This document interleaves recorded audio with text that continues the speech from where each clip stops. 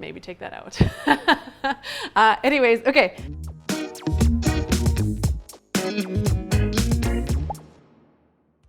Hi, I'm Julie with Julie Welton Health, and today I'm going to be cooking and answering your questions. So I put out a call on Instagram and asked what you guys have been thinking about cooking, nutrition, and so I'm gonna answer those while I cook today.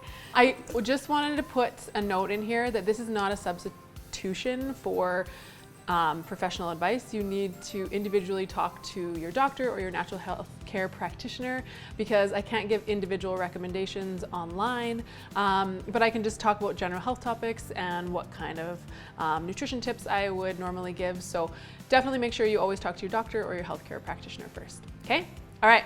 So I am making my lime and paprika SIBO meatballs. So this is the second recipe that I ever made completely from scratch, and I am extremely proud of them. When I had to go on the SIBO elimination diet, it's freaking terrible. I just found that food had no flavor and I really needed something to taste good. The great thing about them, I'm gonna show you how you can make them for SIBO or for IBS, low FODMAP. These are really good for anyone. You can add garlic to them, you can add normal onions to them, and make them appropriate for basically any diet. I'm just gonna get started with a couple things, and I'm gonna start chopping my onions. So the reason I wanna do this first is I just wanna show you, for anyone that is doing a low FODMAP diet, green onions are so good to include in your cooking for flavor, but I would chop off the white ends and discard them. If you have no issues, no gut issues, and you're not doing any of this, then just use them. Okay, I'm probably only gonna use about 4. As I chop these, I'm gonna take a look at, see what our first question was. Create the Love asked, so what oils are good for cooking? Avocado, olive, there's so many to choose from. Okay, this is one of my favorite questions and I get asked it all the time. First of all, my favorite oils for cooking with are ghee, coconut oil, avocado oil, and olive oil. Other ones that I use that I don't cook with, I usually use as a finishing oil, like for salad dressings, are sesame oil, which is really good for like Asian inspired dishes. Flaxseed oil, walnut oil, hemp seed oil, they're really high in omega-3 fatty acids, but you definitely don't want to cook with them. Let's talk about olive oil because it is meant for low temperatures. I would definitely, if you're grilling vegetables in the oven, I would probably use avocado oil. Olive oil is a monosaturated oil, and it is known for its cardioprotective benefits. It's really good for our heart, it's really good for inflammation. I mean, it's one of the staples in the Mediterranean diet, so it is awesome. We definitely don't want to be cooking with it at super high temperatures. Okay, moving on. Ghee is amazing. It's a saturated fat, so you can cook at high temperatures. It also has conjugated linoleic acid in it, which is good for our metabolism, and it's good for inflammation. So both good things. It is full of medium and small chain triglycerides, so it's broken down really easily into your body, and you can use it for energy. It's basically like butter. And yeah, you can cook with it basically just like butter. I use it a lot for frying in the frying pan, basically in any replacement for butter, except for some baking recipes.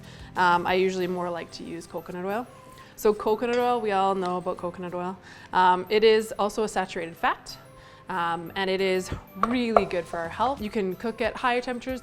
The highest, I would say, avocado oil and ghee, and then coconut oil also you can be at pretty high temperatures as well. So I use it for cooking pancakes, I use it in baking, I use it in cooking, I use it in smoothies, I pretty much use it for everything. You'll see it a lot in body care products. It's saturated fat that's made up of medium chain triglycerides, and again, broken down really easily in your body, so you can use it as energy. Awesome. Another thing about coconut oil is it's really good for the gut. Both ghee and coconut oil help nourish the cells of the intestine and have antibacterial properties as well. So that's kind of neat. So with the flaxseed in this recipe, I only make 1 flax egg, and I'm gonna let that sit aside, but I'm just actually gonna sprinkle in just 1 tablespoon because it kind of acts like breadcrumbs and helps hold it together. And this is kind of like the egg substitute. Cool? All right, so I have squeezed 2 limes in there and it adds so much flavor. And we put in 1/4 cup of green onions. You can, at this point, you can add in 1 to 2 cloves of garlic if you'd like. And you can also replace the green onions with normal onions if you'd like. Let's get on to the spices. Just kidding, I'm gonna cut up cilantro first. Okay, so you can use parsley or cilantro for this recipe. My husband hates cilantro, like with a burning passion. So I usually do parsley in mine and they taste awesome, but cilantro's way better if you like it. Okay, so let's take a look at our next question. All right, I have a hard time digesting nuts. After a period of time, I get horrible heartburn, almost like I have an ulcer. I love them and they are so nutritious. Is there anything I can do to make them easier on my digestive system? Thank you. This is from Wendy Simmons. Okay, Wendy, so first I would, there's 2 things, well 3. Okay, you can try soaking your nuts. You can soak them overnight for a few hours and that will just help break down, there's like a protective barrier on nuts and it'll make it easier for you to digest. Number 2, you can roast your nuts in the oven at a low temperature. You can take a look at that, at roasting your nuts. That also helps. Some people will say it takes away from the nutrition a bit, but if you can't digest them, you're not getting the proper nutrition from them either. So you can roast them, or you can try blending them into an almond butter, or just have like your apples with almond butter instead, see if that helps. But I would circle back to also taking a look at and talking to your health practitioners about why you're having issues with digesting the nuts in the first place. Because you can try having a little bit of lemon water before, or having a little bit of apple cider vinegar. But I would probably take a look at why you can't digest the nuts in the first place. So something to talk about with your healthcare practitioner. All right, so we got 1/4 cup of cilantro and I'm just gonna pop this into our bowl. Yeah, so good. And then we are gonna move on to our spices. I'm gonna do 2 teaspoons of paprika and 2 teaspoons of cumin. If you, for any reason, are avoiding nightshades, easy to just take out the paprika, keep the cumin, and then just add some garlic powder or garlic instead. And then you'd also have to remove the cayenne. But with the cumin, the turmeric, and the garlic, these will be super flavorful anyways. After I do this, I'm gonna ask, actually, I remember one of the questions. It was talking about what kind of, if you're dairy-free, what kind of milk should you substitute it for? So there's almond, there's soy, there's coconut, what ones to pick from. So I would say that I would use a variety. I probably wouldn't use soy. Soy is so modified these days and so processed. I usually like to keep the soy in my diet to any of the fermented sources. So tempeh, or in tamari, or miso. But if you do want to enjoy some soy milk, I would make sure it's organic and non-GMO. That's what I would do. But at the same time, my dad, he needs a little bit more protein in his diet, and he does use the organic and non-GMO. And the one good thing about soy milk is it is high in protein. So that's kind of a nice thing as well. I just put 1 tablespoon of turmeric in. And with almond milk, it's super low in calories. I'm definitely not someone that, tries to concentrate too much on calories, but if that's a concern for someone, that's something you can take into consideration. And it's really versatile. So it doesn't have a lot of flavor, so you can use it in baking and cooking. So I really like that. It's really good for smoothies. Coconut oil, or coconut milk, I mean, is so creamy. So I would say coconut milk and cashew milk are the creamiest. So if you're making things like curry dishes, or if you're making things like soup, I would use one of those 2, or in your coffee, they're really good. But coconut does have a pretty strong taste, so you really have to like that. It also has a higher fat content, which is can be good. It's the good kind of fat, but just something to think about. But all three of them are, I would say all of them except for soy I use. And they all have different nutrient profiles. So I would just use a mix of them. The one thing with almond and cashew milk, they're so easy to make at home, but it saves on money and it's really good for you.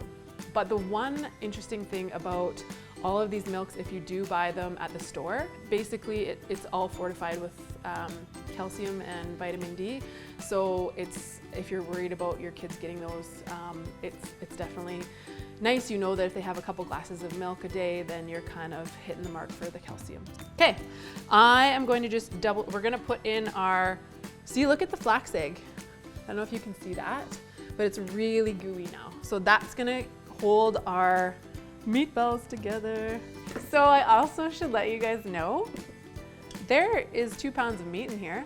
I use 1 pound of turkey and 1 pound of beef. I am really lucky. I get my beef from a local farmer here, and I buy it in I think I get a quarter or half usually a year. And then this turkey I actually got it from Spud, and it is winter's ground turkey. So 1 pound of each. I really love the flavor of them together. Okay, I'm gonna take off my rings. I'm gonna put the salt and pepper in, and I'm gonna get mixing. Okay, so we want 1 teaspoon of salt and 1 teaspoon of pepper. Okay, I got asked this question twice about how do you pick the right kind of flour, baking versus cooking. I can never seem to figure it out. Another person asked, and what is your favorite flour to work with for baking? Ooh. Okay, all of my baking is gluten-free. So I would say I really like the Minimalist Baker has a at-home flour mix that you make, and it's with brown rice, white rice, arrowroot starch, I believe, and you have the option of adding xanthan gum in there. So I would say that's a good one. If you need to buy one at the store, I would say Bob Red Mill's 1-to-1 baking flour is the best for gluten-free that I've found. But I do find some of the gluten-free flour blends really gummy. So when you're making pancakes, or they almost feel like they don't bake through. So that's why I combine a lot. I find that oats are amazing. You grind them into a flour, you can make pancakes with them. I really like mixing almond flour with oats. I use that for a lot for cooking, or for cookies, for pancakes. If you're looking for grain-free options, I love mixing cassava flour and almond flour. They're one of my absolute favorites. And that actually leads me to one of the other questions I saw. Wendy Rose Nutrition. I would love to hear more about baking or making grain-free bread. Cassava flour. Oh my gosh. There's so many different brands. This is, I don't know how you say it, Odos, I don't know. Anyways, it's gluten-free, it's paleo, it's non-GMO, gluten-free, grain-free, nut-free. So it's really great. A lot of my clients, they might be allergic to nuts, but they also might not be able to have grains. So it's really great. It does take a lot of eggs, so usually I haven't found one that you can do without eggs, but I've made some really great breads with the grain-free breads with cassava flour, so I would kind of explore that a little bit. I would actually like to try and combine the cassava flour with the almond flour and see what I can come up with too. I think it would make a really good scone. Anyways, okay, so I'm gonna answer the last question while I mix up the meatballs. All right, so I have all the ingredients in the bowl, and I have brought over a pan that is lined with parchment paper that I'm going to fit all of the meatballs on. Okay, and now I'm going to answer the question from Robin about feeling hungry all the time. My hormones and insulin resistance have really teamed up and started causing body-wide pain. I am on a few natural things and am doing my very best to leave refined sugars and non-complex carbs off my plate. But I find snack time to be the hardest time, and my brain keeps telling me it's always snack time. I hear you. What can I do? Please help. Okay, so what I find, and we're finding it more and more with almost all disease states, a lot of it goes back to not balancing blood sugar levels. So when I have someone that is dealing with blood sugar balance, I always look at how much fat fiber and protein are they getting at each meal? Okay, so a lot of people at breakfast, they'll think that they're eating a really good meal, but there's not enough protein in it. And that really impacts the entire day. So I would take a look at how much fat and fiber and protein each snack. And I'm talking like, so like hummus, you can like there's lots of fat, fiber, and protein with, you can have vegetables with it, is a really, really good between meals. If you're not eating beans, then you could have eggs with veggies, things like that. But at each meal and each snack, you need fat, fiber, and protein. The other thing I would look at would be, are you getting enough food that has chromium in it? This is definitely something you would want to talk to, because you can't really overdo do it with foods. You would look at different foods that are high in chromium. They're like tomatoes are high in chromium, garlic, basil, turkey, broccoli, green beans, brewer's yeast, lettuce, romaine lettuce. They're all really high in chromium. So I would take a look at different foods that are high in chromium. We all know that cinnamon helps balance our blood sugar levels, but you need enough of it. Some people actually can supplement with chromium, and it actually helps with controlling hunger and helping with weight loss, because people feel more full and satisfied. So it's definitely something you can talk to your healthcare practitioner about. You can also take a look at and see if you like, because you don't want to be supplementing with chromium if you already are getting enough in your diet, and then you want to take a look at what else is going on in the body. That I would say is like some of the best things to help with balancing your blood sugar levels.